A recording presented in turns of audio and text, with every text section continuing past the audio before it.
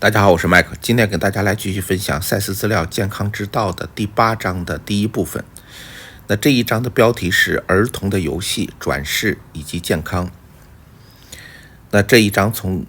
1984年5月22日这一节开始，这一天呢是星期二下午4点24分。那下面这段呢是在5月20号4点20分给的关于自由联想资料的一个简短的总结。就是2天前，真讨论昨晚的一个正面的积极精力旺盛的梦，在此没有记录这个梦的细节。真说昨晚的梦是他对自己身体能力的庆祝，他坚持身体的绝佳的运作，他认为他没有用到身体的能力。我请他原谅我没有那么做真就是在梦中跟自己说的，就是请他原谅，就请他的身体原谅他没有用到他身体的全部的能力。然后真说我给他动的自由，给身体动的自由，而现在我整个下午都难受极了就是他这是自由联想，在联想中真跟自己的身体说请他原谅他没有让他的自己身体动没有给他动的自由他该跟自己的身体道歉。然后他的下午都很难受他的不舒服状态可不可能是身体响应的一个征兆呢？他这个身体不舒服是不是他身体听到了真跟自己身体的道歉和和解呢？然后真他就习惯于想，如果我不停地用我的身体，我就不会做事儿，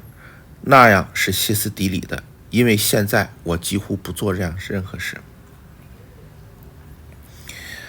他的意思是说他的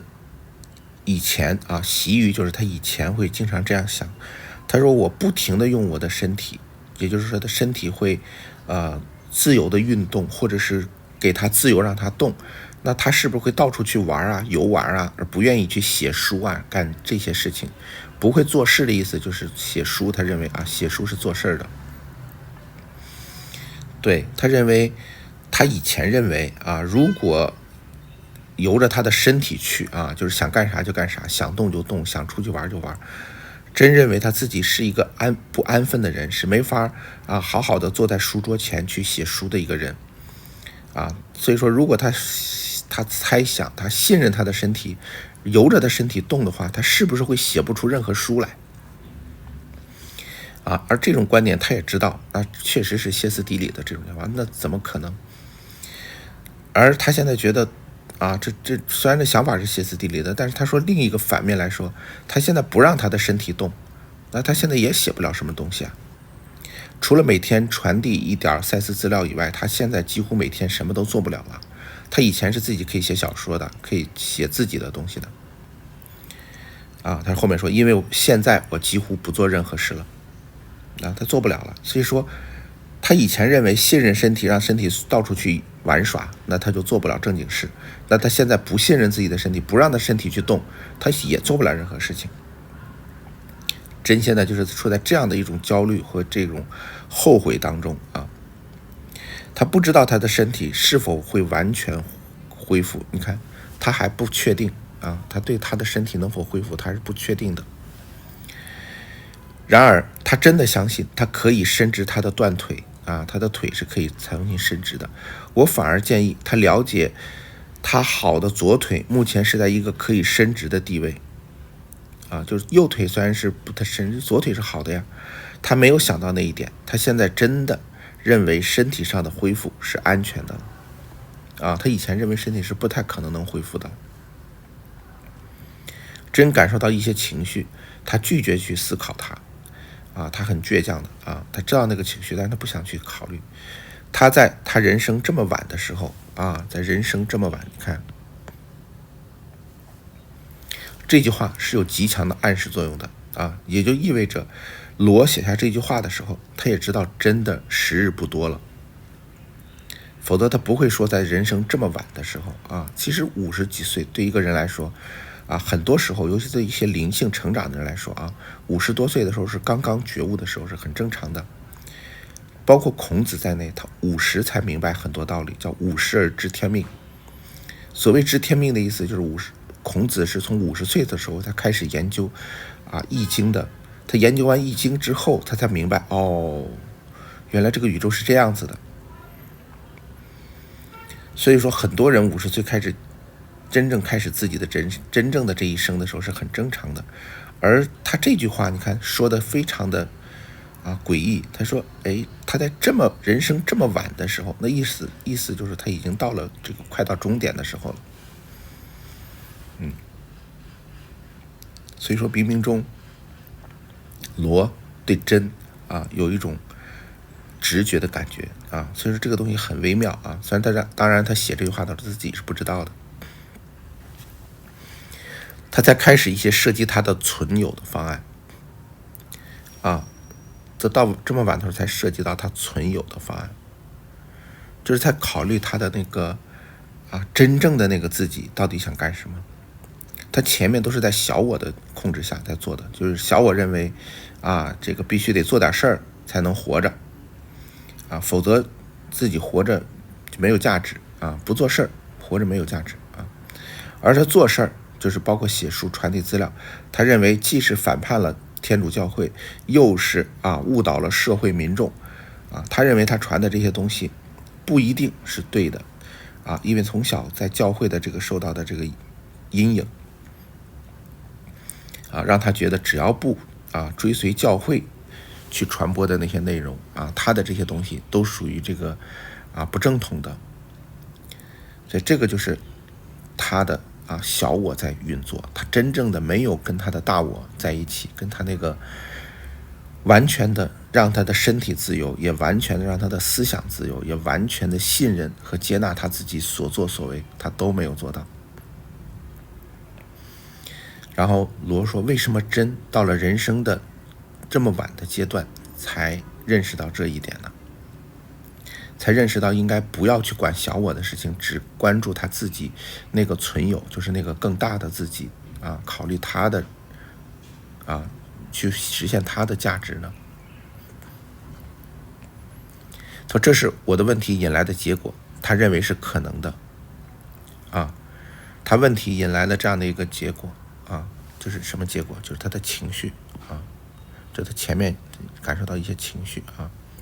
这是他的问题，这是他他认为是由他的问题引来的但是真是拒绝思考的。你看什么呢？他下面开始是一种惩罚的概念就底层有一些惩罚的概念，我们必须更多的去探索那个关于惩罚的概念。真又暗示他请他母亲原谅他，然后呢反之亦然他也原谅自己他也原谅自己，他也请他母亲原谅他我认为几乎必然涉及了惩罚。当我们谈到这儿时，真变得相当的紧张和烦躁因为涉及到了他的底层的一些信念和情绪关于惩罚的这个事情。所以我知道那是有什么东西的他看到通过真的情绪，他就能发现跟惩罚这个概念相关的或这个信念相关的是有一些内容的。今天下午真好几次告诉我说，他得到赛斯书下一章的题目，他说他想要恢复再给预言，就是预言就是他知道，提前就知道书的标题然后真就开始讲下一节了所以说赛斯就过来说，现在我祝你们有一个美好的下午。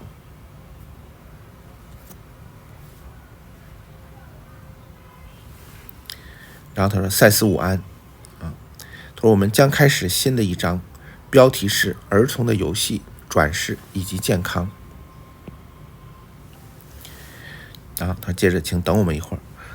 然后赛斯接着说，当儿童游戏的时候，游戏事件往往与游戏架构外所体验的平常实质事件是一样的真实，甚或更真实记住这一点。当儿童游戏的时候，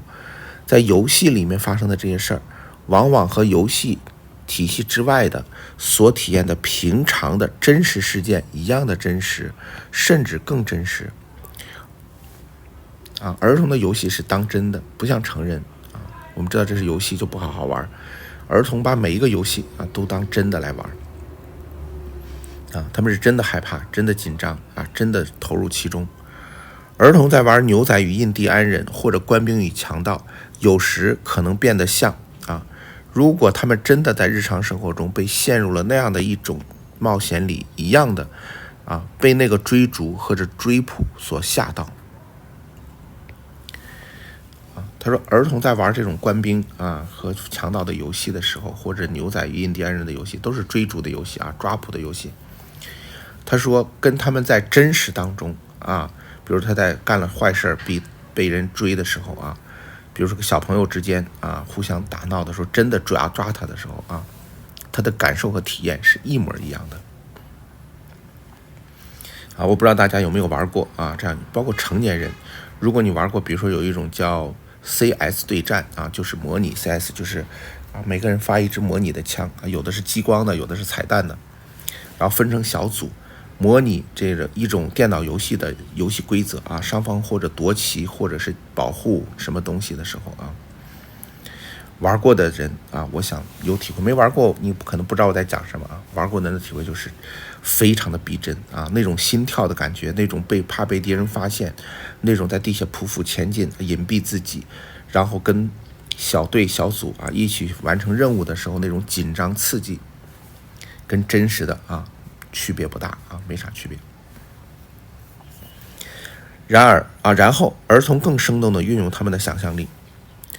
他会比我们运用的更生动运用他们的想象力，甚至在有些时候用上他们所有的感官他不仅用想象力，还把他所有的感官都用上所以说我们用想象力只是用脑子想，他是把身体的感受加进去了，以跟随或者加强想象力给出的画面他把这个想象力给出画面加强它用身体的感官调动身体的感官一块加入到这个想象力的游戏中。的确有许多种的实相有很多种的实相，许多的版本，而在人类学会集中焦点在一个特定的实相包裹之前，还有许多的时间。这句话的意思是说，在这个人类的版本把实相的焦点只集中在我们的这个物质世界这个人类版本之前，还有很多的人类的版本。在那些版本里头，某些版本人类是不把自己的意识焦点仅仅聚焦在物质世界的，它是聚焦在一个比较广泛的，包括能量的世界、意识的世界，它是都能感知到的。而我们现在人类非常遗憾的是绝大部分的人把我们的焦点只集中在物质世界。再说，那在之前的人类文明历史上还有很多其他的版本呢。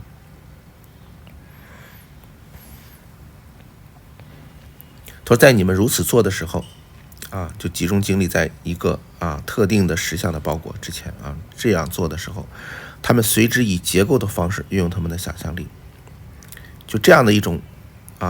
人类或者这个版本的人类，他们开始用结构的方式运用想象力，而想象力本身有很多种方式基本上想象力是不受结构化的，就天马行空的这叫不受结构化的。结构化就是有逻辑性，叫结构化而有助于加强主要的实相结构，就是我们用逻辑用结构来加强实相结构其他版本的人类不需要用这种方式，他们用其他的方式来加强那个实相结构。我们人类擅长的是用逻辑，也就是故事前因后果来加强这个实相。不过有一段时候年幼的儿童利用到了一个了不起的想象的自由，以至于他们能体验日常能以体验日常生活的那种同样的专注、同样的力量以及活力去体验替代的实践他说这个是某些版本的人类版本具有的能力。但是他说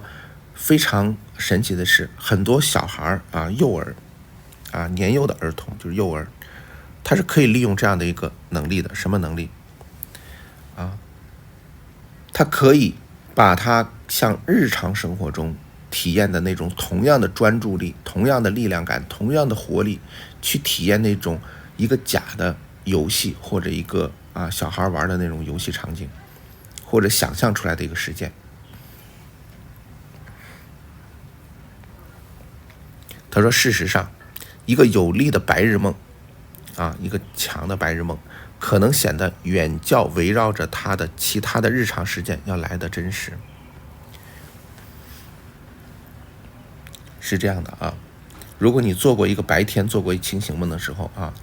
你会发现那个梦如此的真实，甚至比如说你中午午睡的时候你做了一个白日梦，你会发现这个白日梦里经历的那些神奇和丰富多彩的经历，栩栩如生的经历，比你上午经历的那些事情要有趣的多，而且要真实、新鲜有效的多。相反，上午的这些经历反而跟这个白日梦比起来跟这个鲜活的白日梦比起来显得是有些苍白的。他指的是这个意思。当孩子在玩的时候，他有很强的喜悦记住，他有很强烈的喜悦、愤怒或者危险感的。孩子的身体往往反映出，如果所谓的游戏的事件是真的是会产生的那些情况的反射。他的身体反应跟真实的处在同样的场景里的反应是一模一样的。你们大半的经验都是直接发生的，就是我们大部分的经验都是在我们的这个所谓的物质实相里直接发生的。在那个发生的物质实相的发生里面，感官、想象力、就是我们的感官、想象力、动作和肉体确实性是相遇的。相遇的意思就是融合在一起，是相互的印证，相互的融合在一起的。就是你的感官、你的想象力、你的动作和你的肉体的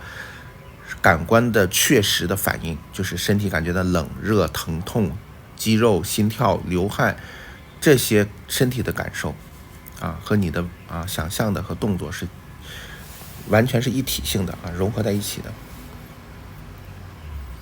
可是在梦中，你往往感觉好像你全然在另一个世界。可是在梦里头你往往感觉你好像全然在另一个地方的，而你所有的感官都是以那个地点为轴心而旋转的，都是以梦中的那个事件、那个情景来旋转的。换言之，你的经验是与你平常的生活区域分开的，就是你在梦中的经验跟你平常的这个生活跟这个空间是分开的。你可能梦到你或者在走，或者跑，或者飞，然而那些活动是与想象力、动作以及肉体的确实性相遇的地区是离得很远的离得足够远，就离你这个平常真实事件中的那些经历感受离得很远。为什么呢？因为以至于相对的来说，你的身体是保持安静的，在梦中的时候睡在床上的你是非常安静的，而同时似乎你又在别的什么地方自由的活动着。就是你在梦中的那个世界里头你跑跳跟人说话玩游戏等等都是正常的。但是在真实世界里头，你的身体又安静的躺在床上，就好像你有另外一个空间，你在那个空间里头自由的行动确实是这样子的。4点40分他接着说，以一种方式，我们的转世也可以同类的比喻部分的解释。如果你不理解转世的这个概念，可以用这个梦的方式做梦的方式来理解它你同时有许多的存在，同时有很多个你的分身和版本，每一个都有其自己的生活的区域，每一个都有自己的时空。你的那部分集中于在其上，就是转世的那个部分就集中在自己转世的那个世界上，那个时空上那个生活区域上。事实上，那个部分有他自己的名字和自性，而是其自己城堡的主人，可以这样说在那个转世的里你有自己的一个不同这一生的你的一个名字啊，你还有自己不同的自性啊，就是你的自性也不太一样啊，就是你等于说完全换了另外一个人啊，你是那个世界里的城堡的主人。城堡的主人就是我的世界我做主的意思啊，在那个世界里你是那个世界的主人啊，每个转世的自己都可以这么来理解。每个自己都有其不可侵犯的点啊，每个自己都有不可侵犯的点。不可侵犯的点是什么意思？就是那个地方在每个自己在自己的想象力的世界里头，在自己的城堡里头，在自己的转世的那个世界里头，它是不受外在的影响的。他的意思是说，你的这一次转世的人生不会受其他世的转世人生的影响，这叫不可侵犯啊，不是说前世影响了你这一世，或者未来的一世会影响你这一世，或者你这一世会影响未来这一世，没有啊，他们之间有联系啊，有链接，有相互之间的这种关系，但不是被影响、被侵犯的那个点啊。也就是说，每一个独立的这个转世，他们都是在他的那个世界里头，那个人格啊，那个身份是绝对的王，绝对的城堡的主人。在那儿，想象力、动作以及肉体的确实性是相交的啊，在那个地方是相交的。不过，像孩子的游戏一样，事件发生在事件内，全部都戏剧性的真实与生动，全部都诱发特殊的反应和行动，而每一个都拥有自己的私密的生活区域啊。他说就像孩子的玩游戏一样，比如现在我们玩游戏，这是一个游戏事件，那在这个游戏事件里头可以有各种的情节啊、故事啊什么的，但是他说那只是在那个游戏事件里头是这样子的啊，只是发生在游戏事件里头，就好像你在做梦，做梦本身是个事件，而做梦这个事件里头有很多很多的梦中的故事和情节，里面有无数的事件。他的意思就是事件发生在事件里面的，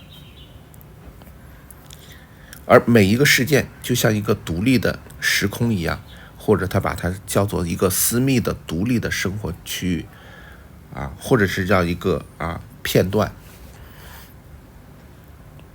啊，你可以把它想象成一个透明的，比如说有透明的像果冻一样的封存的一个时间的一个片段，就有一定厚度的啊，比如说这个厚度假设是2小时的厚度，在这个2小时的厚度的这个时间里头，发生了很多很多其他的事件，而这个半透明的或者透明的这个时间片段里面，或者一个事件里面发生的事情，是不会受其他事件的侵犯的啊，它不会受别的事件去随便的侵入它、影响它、改变它啊，在这个事件里头，它是完全独立的啊，完全私密的啊，这是他想告诉你的是，事件之内的事件不会受这个事件之外的事件的影响啊，这是一个他想强调的第一点啊。他下面他会告诉你，他们之间确实有内在的联系，但是这个联系不是你想象的那种粗暴的是介入到这个事件中的事件的，这个事件里面的这些事件是安全的。换句话说，这一个转世里面的这一生，你是绝对的有这个自由意志和独立权的啊，独立控制权的啊，不会受另一个转世的你突然杀进来啊，然后去改这一世的这些东西的啊，不会的啊。他首先强调了这一点啊，他通过儿童的游戏谈到了转世，然后口授就结束了啊。然后呢，赛斯说，我的确想开始这一章啊，他想讲这个啊，再次的，我加快了那些有助于自我的疗愈的能力啊，内心的平和，启发了了解的坐标，而我祝你们有一个美好的下午啊，这赛斯要结束了。赛斯午安，在4点45分，今天真又是非常的不舒服，尤其是在躺着的时候。今天早上还服用了一种特殊的药物，下午当我们在那儿的时候又服用了一次啊。那这一节的内容就是先结束到这里结束了。好的，我们看下一节是1984年5月23日星期三下午4点31分那罗上来就说，今天早上呢，我做好了给珍在床上用的活动阅读架，而在下午呢，将它拿到了330房间。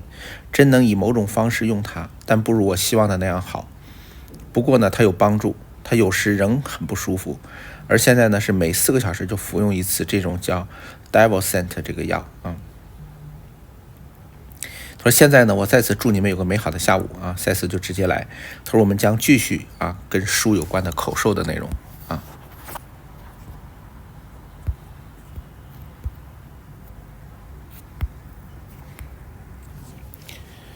他说在任何特定的一天，一个小孩都可能去骑旋转木马他说任何特定的一天，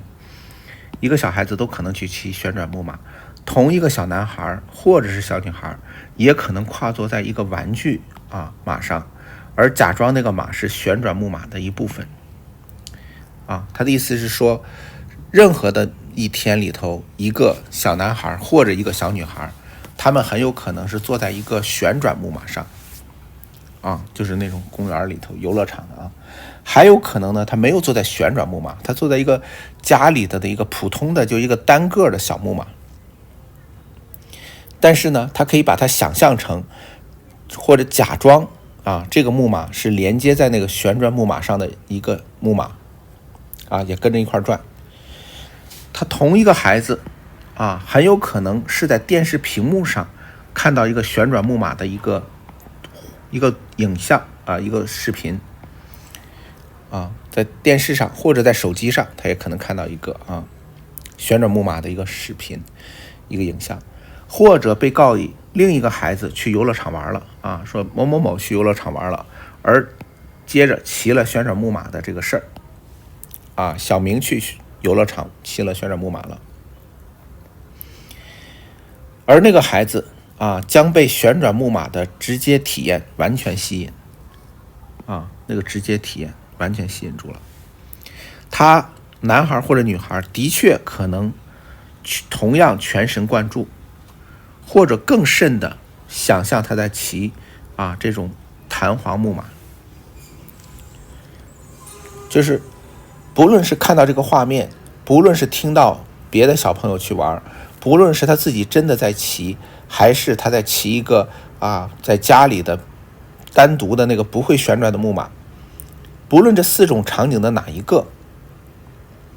对这个小孩来说都有一种可能，他会比骑那个真的旋转木马的感受来得更真实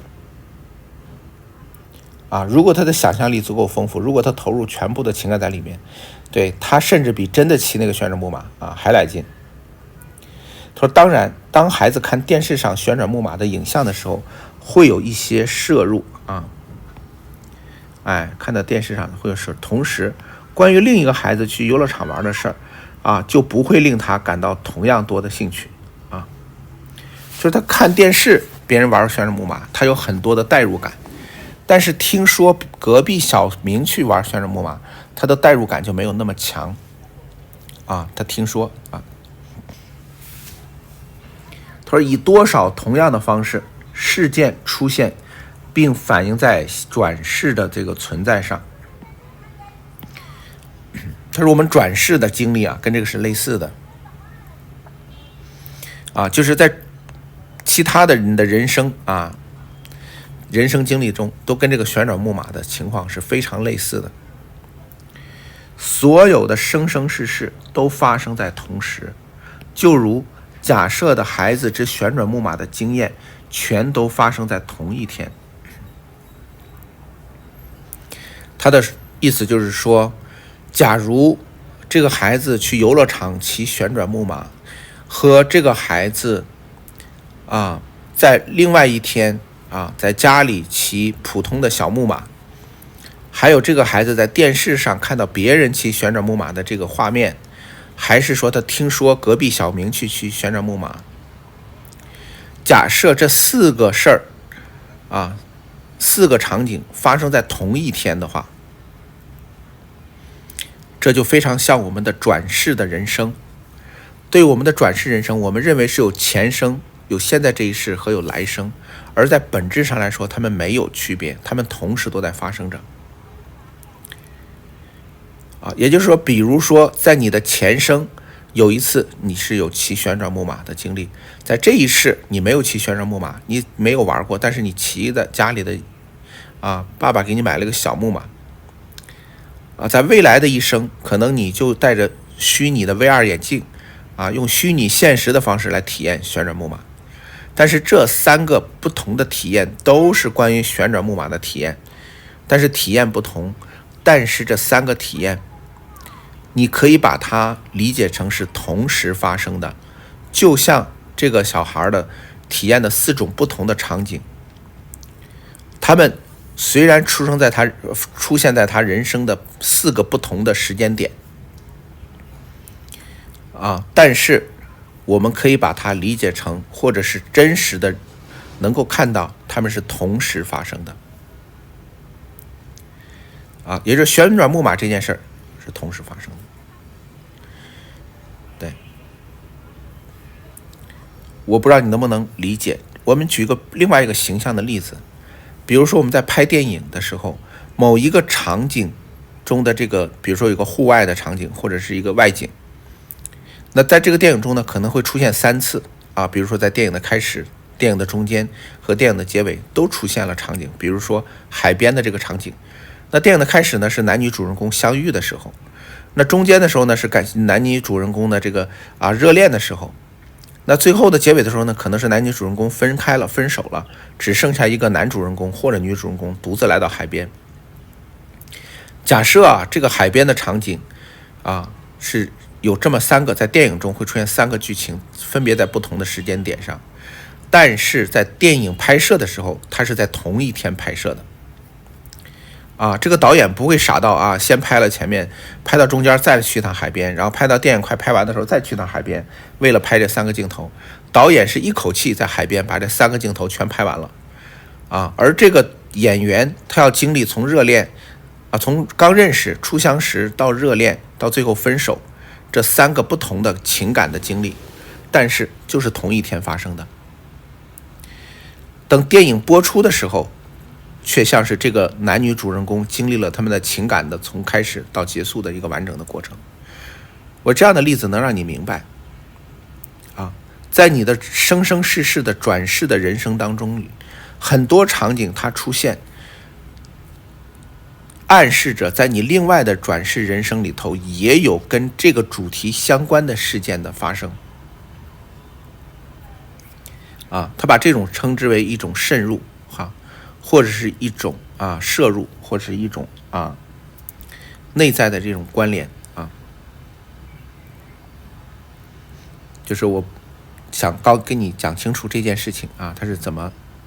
好理解，让你更好理解的。不过以转世的说法，按照转世的那个逻辑来说旋转木马事件可能是在某些存在里直接的体验在某些人生的里头是直接体验，而在另外一个人生里头它就变成像是一个影像了像我说的，通过看电影来体验的从来没骑过，但是看电影里头有过，或者是什么通过 VR 眼镜体验了还有一种可能涉及到真的马就不是旋转木马，是骑真马从小生活在草原，在马背上长大而非旋转木马的一个事件上了。换言之，一生所经历的事件都会以某种方式反映在其他另外一生所经历的事件上。就是你这一生经历的每一个事件它都有另外一个版本在另外的人生上经历不同的版本。然后大家就会说，那这么之间是不是代表着他们有因果有业力什么的然后赛斯说，我并不是说在一生里的事件会引起另一生的事件也就是说赛斯说这里面没有因果关系就是一生的事件引起另外一个事件，这是因果，就是没有这个事情我不是说这个，但我确实在说有一个整体的模式，一个可能事件的储藏的地方，而在每一生中，每个人选择适合他整体私人目的的那些可能性。